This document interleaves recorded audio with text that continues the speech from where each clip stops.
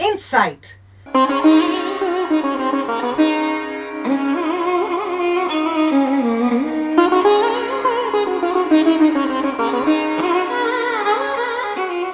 The first ever series to analyze the unexplored aspects and issues of Carnatic music. Dear Rasikas, welcome to the 7th episode of our Insight series. Today we'll be taking up Tala as the subject of our discussion. In the previous episode, we had talked about Raga and how it is the foundation on which our whole Carnatic music stands. I would like to say that Ragam and Talam are like the two eyes, and both are very, very important as far as Carnatic music is concerned. While Raga is the melodic portrayal, Tala is the rhythmic cycle, and both are important to create music in Carnatic music especially. If we look at all the compositions that are prevalent in our Carnatic music, right from Sarali Varse, Jenta, Alankaram, all these are all based on Talas. For example, the Sarali and Jenta are in Adi Talam. Then we have the Saptatala Alankaras, then the Geetams in various Talam. Then other compositional genres like Varnam, Kriti, Tillana, Javali, Padam, name it, and everything should have a Ragam and Talam in order to be composed. Of course, the lyrics is also very, very important in terms of integrating the whole theme and also giving meaning to the composition. Though there are many Talas theoretically, we see that in the concert platform, only 4 main Talas are in vogue, namely Adi Talam, Rupaka Talam, Mishra Chapu and Khanda Chapu. And among these 4 again, the Adi Talam is the most popular one, and most compositional forms, especially the Varnams, are composed in Adi Talam, and many composers have resorted only to the Adi Talam for composing. Now, why Adi Talam when there are so many more Talams? First thing, of course, it has got a perfect symmetry in the sense that the 8 counts are divided into 4 and 4, which gives it a perfect balance.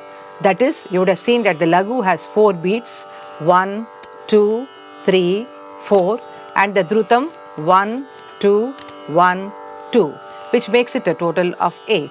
I would also like to compare this with our normal breathing, where 1, 2, 3, 4 is again a very natural kind of a rhythm.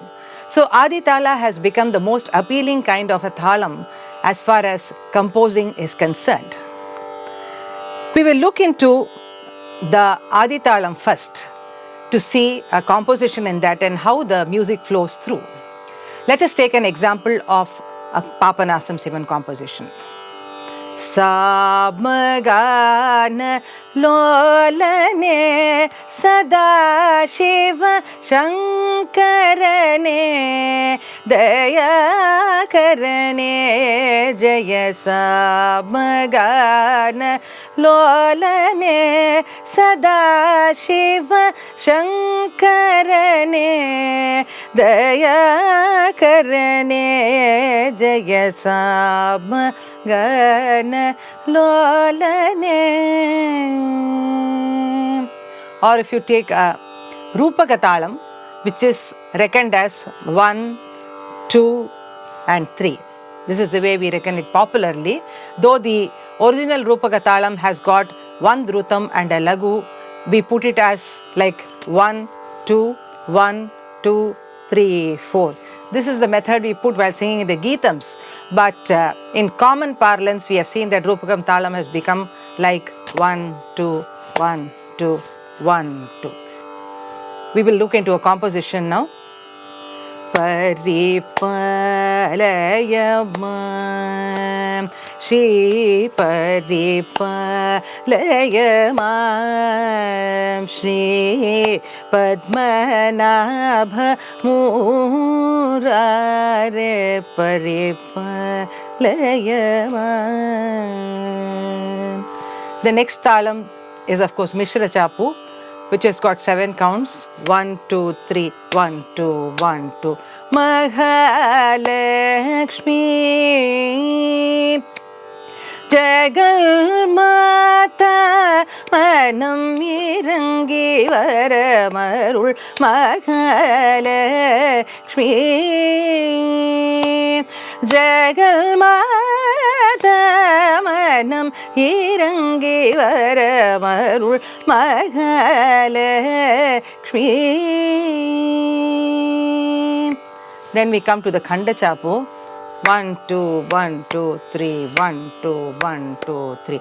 Guru lekayatu varti gunike teliyakapodu. Guru lekayatu varti gunike teliyakapodu.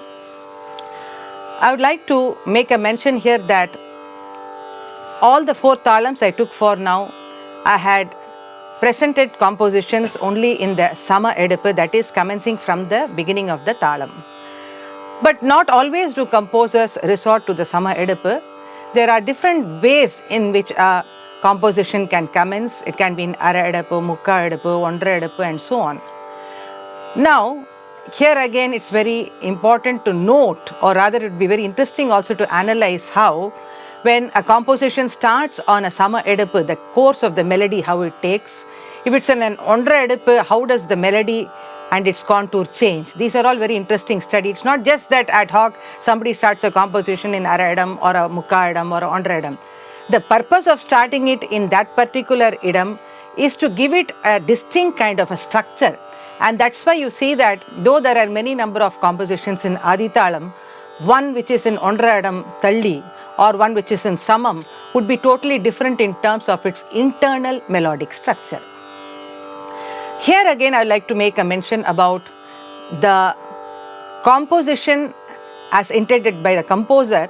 In Adi Talam, you would see that most often the composer resorts to composing for 2 avartas when it comes to a Pallavi, but there is also exception of where you have just one single line making up a Pallavi. For example, Adamodigaladera Maya Mataladamodigalade, or Teliyaleru Rama Bhakti Margamunu, Teliyaleru Rama Bhakti Margamunu, or Marugelara O Raghava, Marugelara O Raghava.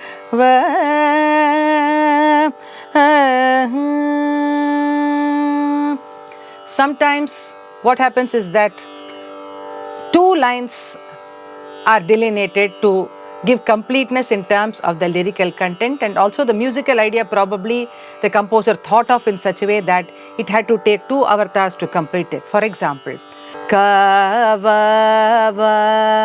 Kandava Yenai Kava Velava Parani Malayurayu Murugava Kandava Yenai Kava Velava Parani Malayurayu Murugava. If you look at the compositions of Tyagaraja, most often this pattern of 2 lines for Pallavi, 2 lines for Anupallavi and 4 lines for Charanam is the model format that he has created, I would say, and many composers also followed this particular structure. This principle I was mentioning does not necessarily apply to composers like Dikshidhar, where you see that in the Kamalamba, Navavarna and other Navagraha Kritis, the Charana may run to several avartas. I would also like to show another example in a Rupaka Talam. Generally in a Rupaka Talam we see that 4 avartas are used to complete the Pallavi. There are also exceptions where within 2 avartas you see that the Pallavi is completed. For example, Isha Pahibam Jagadisha Pahibam Jagadisha Pahibam Jagadisha Pahibam. Where you saw that only 2 avartas were used, but generally what you see is 4 avartas. For example, Deva Deva Kalayami De Charana Puja Sevanam Deva Deva Kalayami De Charana Puja Sevanam Deva Deva Kalayami De Charana Puja Sevanam Deva Deva Kalayami De. Here in Talam, I would also like to, as I mentioned earlier, show you the different edipus. For example, if you take the Sama edipu, we'll take examples only of Adi Talam to see the different kinds of edipus here now. Sama edipu. ஆடமோடி கலதேரமைய மாட்டலாடமோடி கலதே அரடப்பு தக்க ஜானகி ரமணா ஸ்ரீஜானகி ரமணா ஒரு முக்கால் எடுப்பு தக்கிட்ட சுந்தரதர தேகம் வதேகம் ராபம் சுந்தரதர தேகம் வதேகம் ராபம் சுந்தரதர தேகம்.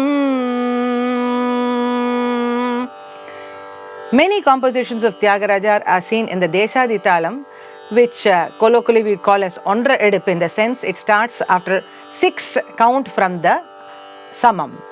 1, 2, 3, 4, 5, 6. Bagaya neye ni maya lento.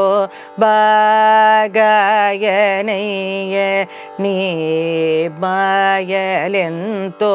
Marugelera o ragava brova bharama ragurama Ganamurte Sri Krishna Vednu Tane Midane Chepukovale Makelara Vicharamu.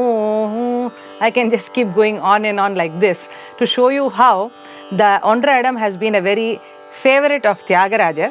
I would like to give one small example to show you how the composer Tyagaraja has maintained perfect symmetry in the Talam when he does it in the Ondra Edam or the Deshadi Talam. Look here. 1, 2, 3, 4, 5, 6. Maru Gelera O Raghava Maru Gelera O Raghava. So where he commences after 1, 2, 3, 4, 5, 6. Maru Gelera. Now the Dra is also of a 6-unit duration. So there's a perfect symmetry. That is, he commences after 6 and the Arudhi falls on that Dhrutam, and there also the pauses of 6. And this is maintained completely throughout the composition, and that's where it lends a special beauty. Just look only at the Pallavi. Any amount of Sangatis may be sung, but then this particular symmetry is always maintained throughout the composition. Maru Gelera O Raghava Maru Gelera O Raghava Maru Gelera O Raghava Marugelara O Raghava.